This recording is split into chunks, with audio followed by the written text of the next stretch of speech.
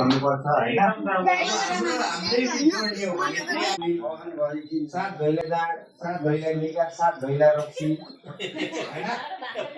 त्यसरी राखेर चाहिँ अनि ल्याउनुपर्छ हाम्रो चाहिँ पहिलेको पुर्खाहरूले भने चाहिँ अब अहिले चाहिँ नयाँ मोडल आयो नयाँ चलन चलिहाल्यो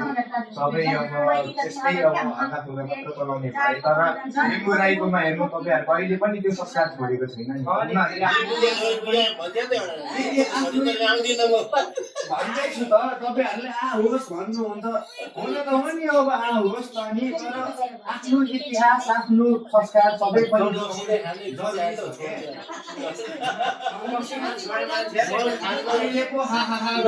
भोलि पछि परेको बेला आफैले पनि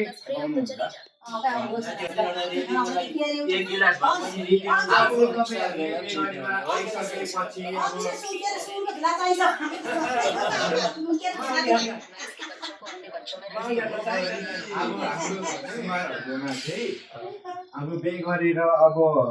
गएको 4-5 दिन पछाडि यता ससुराली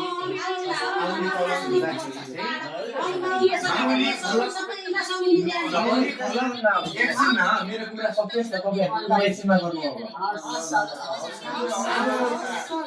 उहाँबाट तपाईहरु अब पे गरिसकेपछि 3-4 दिन पछाडि जब ससुरालीतिर आउनुहुन्छ मामा घरतिर आउनुहुन्छ त्यति अब हाम्रो संस्कार रीतिमा के छ भन्दाखेरि अब प्रत्येक एकजना मामा घरको बडा रक्सी दाडी निगार खिलाउने खाइदियो ल्याउने चलन छ है होइन त्यो हाम्रो संस्कार थियो र मैले भनेकै छैन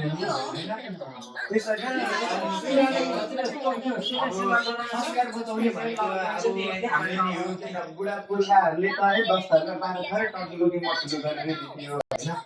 त्यतिखेर एकमत अहिले पनि हेर्नु हो भने बुढाको एकमत छैन अब जति पनि अब हामी युवा छौँ अलिकति हामी चाहिँ अलिकति एजुकेटेड भएर चाहिँ अलिकति एकमत हुँदै आएको अलिकति भर्खर गाउँको चिसो पलाएको हामी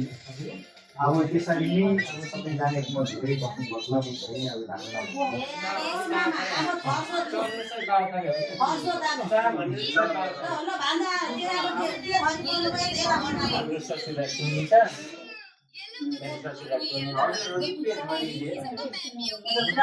या एकछिन बाबा मामाले सुत्ने हुँदैछ नि त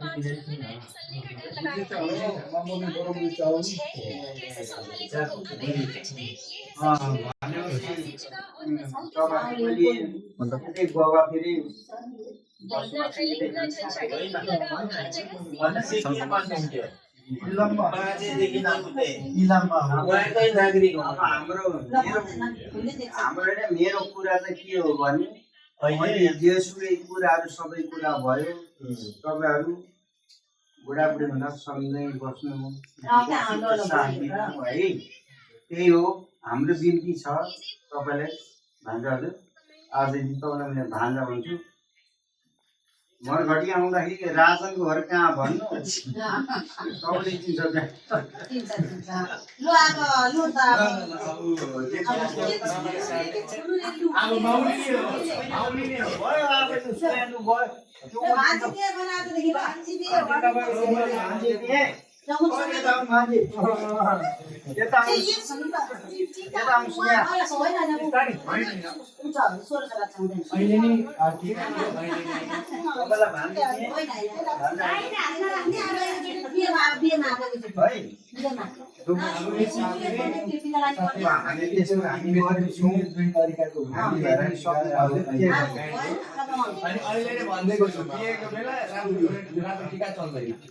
मेरो खुट्टा नछुए यो खुट्टा नछुए नि देखा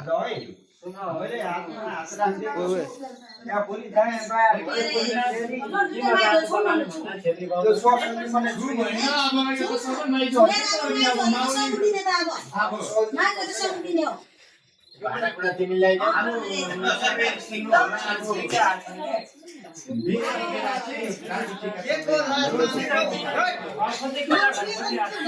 नछुए भन्दा चाहिँ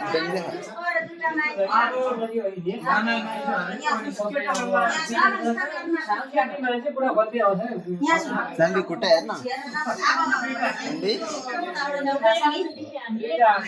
चाम्बी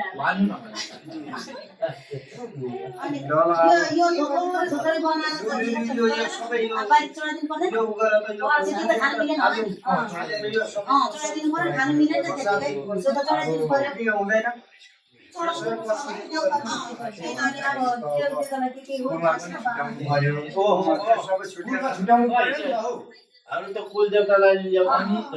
छुटाउनु पर्यो टपरी छैन है एउटा टपरी हेरेर त्यहाँ माथि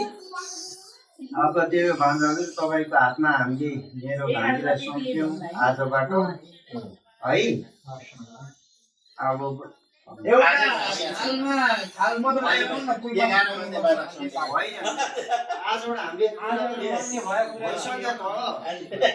भोलि धोका दिनुभयो भने त फेरि अर्को हुन्छ नि यहाँ अब त्यस्तो हुँदैन